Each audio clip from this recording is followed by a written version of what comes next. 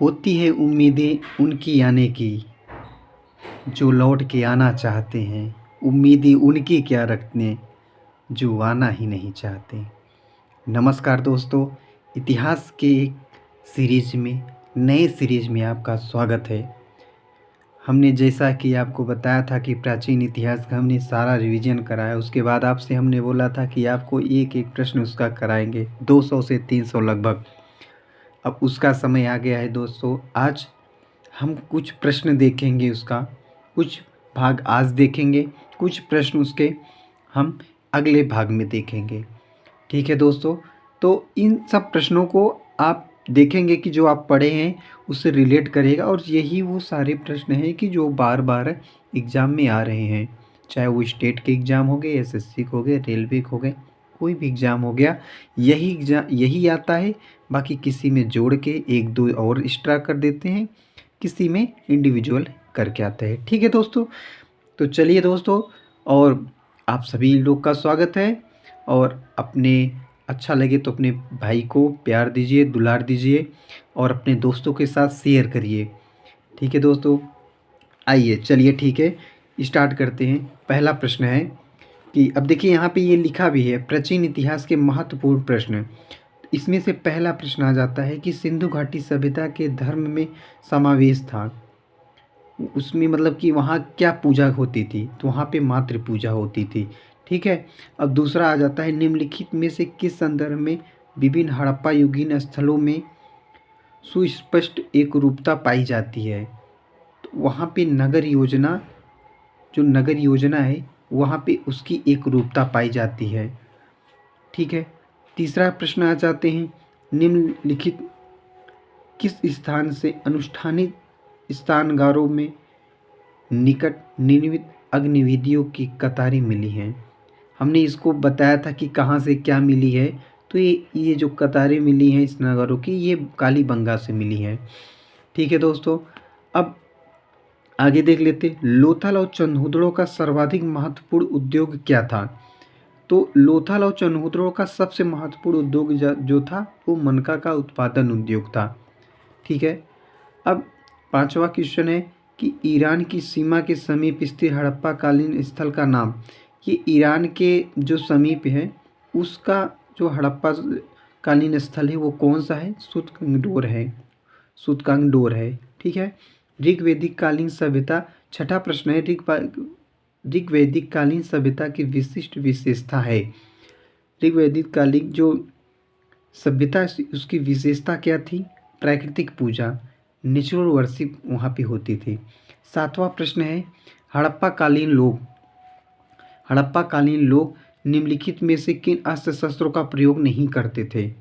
वो देखो, वो बाण और तलवार भी करते थे, कतार और भाले भी करते थे। ठीक है। दाग्र और प्रक्षेपास्त्र भी करते थे। और वो जो नहीं करते थे वो देखिए यहाँ पे लिखा है नहीं करते थे। ठीक है। वह नख और जहरीले बाण का प्रयोग नहीं करते थे। ठीक है। हड़प्पा कालीन लोगों द्वारा स्वच्छता संबंधित कौन सा उपाय नहीं किया गया था। फिर ध्यान दीजिएगा, ये प्रश्न में यही लोग गलती करते हैं कि नहीं लिखा है कि उपाय करते थे नहीं करते थे, उसमें वो कन्फ्यूजन हो जाते थे। यहाँ करते थे, देखिए वहाँ पे कूड़ेदान का था, जल निकासी प्रणाली था, कचरा बहाने वाली नालियाँ भी थी, लेकिन सार्वजनिक शौचालय का प्रमाण नहीं मिलता है। शायद रहा होगा लेकिन उसका प्रमाण यहाँ से नहीं मिलता है। निम्नलिखित में से कौन सी वस्तु विशेषता हड़प्पा कालीन सभ्यता की अनुपम देन नहीं थी। फिर ध्यान देखिए दोस्तों, ये बार बार आपको हम बता रहे हैं कि यहाँ पे आ रहा है क्वेश्चन क्या, निम्नलिखित में से कौन सा विशेषता हड़प्पा कालीन सभ्यता का अनुपम देन नहीं था। तो ये कौन सी थी, नहीं थी, वो थी, देखिए उसमें से फिर समझिएगा कि उसमें से जो तौल और माप की एक रूपता थी वो था, माप की दशमलव प्रणाली वो भी थी, प्रथम ज्ञात नगर पालिका व्यवस्था वो भी थी, सार्वजनिक स्नानागार और विशाल अन्नागार। ठीक है ना, ये प्रश्न, ये उत्तर सही होगा। ठीक है। गुजरात में खोजा गया नवीनतम हड़प्पा कालीन स्थल कौन सा है? तो वहाँ पे अब देखो यहाँ पूछ रहा है नवीनतम कालीन स्थल कौन सा है, तो धौलावीरा है। ठीक है, ये नवीनतम है। 11वां प्रश्न क्या है? भारत में आर्यों का आगमन किस रूप में हुआ था? वो शरणार्थी के रूप में नहीं, आक्रमणकारी के रूप में नहीं आए थे, व्यापारी के रूप में नहीं, वो अप्रवासी के रूप में आए थे। ठीक है। 12वां प्रश्न है कि ऋग्वैदिक कालीन सभ्यता का मुख्य केंद्र बिंदु कहाँ था?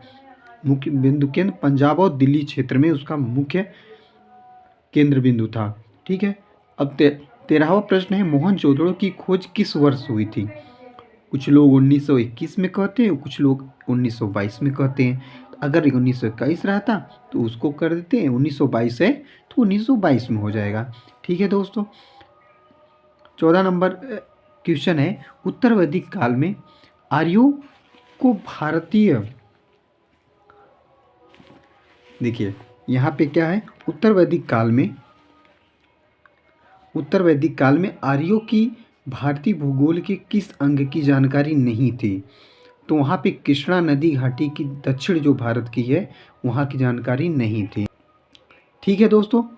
अब आगे हम लोग देख लेते हैं उत्तर वैदिक काल में 15वां क्वेश्चन है उत्तर वैदिक काल में आर्यों की गतिविधियों का मुख्य केंद्र कौन सा था? तो यमुना से लेकर बंगाल की पश्चिम सीमा तक था। 16वां क्वेश्चन देखते हैं। तो 16वां क्वेश्चन अगर देखें तो उत्तर वैदिक युग में निम्नलिखित में से कौन सी प्रमुख आर्य जनजातियां नहीं थी? जो भारत थी वो आर्य जनजातियां नहीं थी। पूछ रहा है आर्य जातियां नहीं थी। अब सुनो, कुरु, पंचाल, विदेह ये सब थी, आर्य की जनजातियां थी। अब आर्य जनजातियां नहीं थी, वो भरत थी। ठीक है। निम्नलिखित में से कौन से ग्रंथ, ठीक है, अब यहाँ पे देखना निम्नलिखित में कौन से वेद प्रचलित कृत है? तो वहाँ पे ऋग्वेद का नाम आ जाता है। ठीक है। अब 20वां क्वेश्चन देख लेते हैं। बुद्ध के अनुसार निर्वाण प्राप्ति संभव है अष्टगिक। अब देखो वहाँ से यहाँ तक यो क्या बोला जाता है कि उसका चला हड़प्पा सभ्यता चला। अब यहाँ पे बुद्ध काल से चलेगा। ठीक है, वैदिक काल चलेगा। अब देखो बुद्ध के अनुसार निर्माण प्राप्ति संभव है तो अष्टांगिक मार्ग के अनुसरण द्वारा जो है। ठीक है। 21वां क्वेश्चन जो है वो आता है ऋग्वैदिक में किस अपराध का सबसे अधिक उल्लेख? ठीक है, यहाँ देखिए कि ऋग्वेद में जिस अपराध का सबसे अधिक उल्लेख किया गया है वो क्या था? पशु चोरी। अगर कोई पशु किसी का चुरा लेता था तो वो सबसे बड़ा पाप होता था। 22वां क्वेश्चन है निम्नलिखित में से कौन विदुषी महिला को वैदिक रचनाओं की रचना करने का श्रेय प्राप्त था? वह स्वयंवरा को। ठीक है। अब आगे देख लेते हैं। आगे 23 नंबर प्रश्न को देखेंगे। 23 नंबर प्रश्न को देखेंगे तो यहाँ पे लिखा गया है कि वैदिक काल में जन शब्द का अर्थ था, जन का शब्द जनजाति था। ठीक है। वैदिक राजाओं द्वारा, अब देखो वैदिक राजाओं द्वारा अपनी प्रजा से वसूल किए जाने वाले कर का क्या नाम था? बलि कहा जाता था। ठीक है, इसके ध्यान देना। वैदिक जो राजाओं द्वारा अपनी प्रजा से वसूले किए गए कर थे उसे बलि कहा जाता था। वैदिक राजाओं की सहायता करने वाला सबसे महत्वपूर्ण अधिकारी जो पुरोहित था। 26 नंबर क्वेश्चन है प्राचीनतम विवाह संस्कार का वर्णन करने वाला विवाह सूत्र किसमें पाया जाता है? ऋग्वेद में। संगम युग में गुप्तचरों को निम्नलिखित में किस नाम से जाना जाता था और कहा जाता था? ठीक है। 28 नंबर देख लेते हैं। 28 नंबर देखेंगे तो संगम युग में ग्रामों की छोटी सभाओं को क्या कहा जाता था? अवई कहा जाता था। 29 में निम्नलिखित में कौन सी प्रथा संगम युग से प्रचलित नहीं थी? दास प्रथा नहीं थी। ठीक है दोस्तों। तो अब 30 नंबर देखेंगे निम्नलिखित में से कौन संगम युग का कौन सा ग्रंथ बौद्ध धर्म की श्रेष्ठता को प्रतिपादित करता है? मणिमेखले जो है वो प्रतिपादित करता है। बुद्ध के जीवन की निम्नलिखित में कौन सी घटना वैशाख महीने की पूर्णमासी को नहीं घटी थी?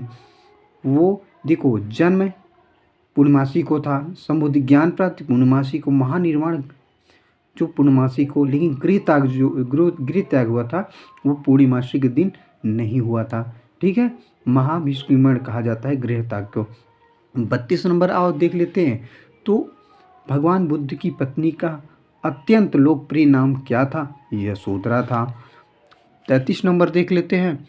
तो बुद्ध के गृह त्याग के उपरांत उनके पहले गुरु कौन थे? तो अलार और उद्रक थे। ठीक है। 34 नंबर देखते हैं। बौद्ध धर्म को व्युत्पत्ति की आश्रित श्रृंखला के अनुसार मानवीय दुखों का मूल कारण क्या था? तो अविद्या थी। ठीक है दोस्तों। अब निम्नलिखित में से कौन बुद्ध कला का घोतक नहीं था? 35वां नंबर क्या है? घोतक नहीं था। बुद्ध के समृद्ध चिन्हों से युक्त स्तंभ।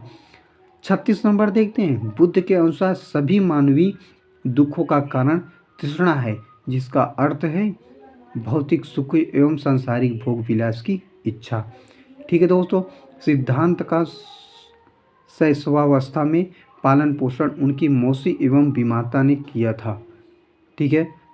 जिसका नाम था क्या था? प्रजापति गौतमी था। ठीक है दोस्तों।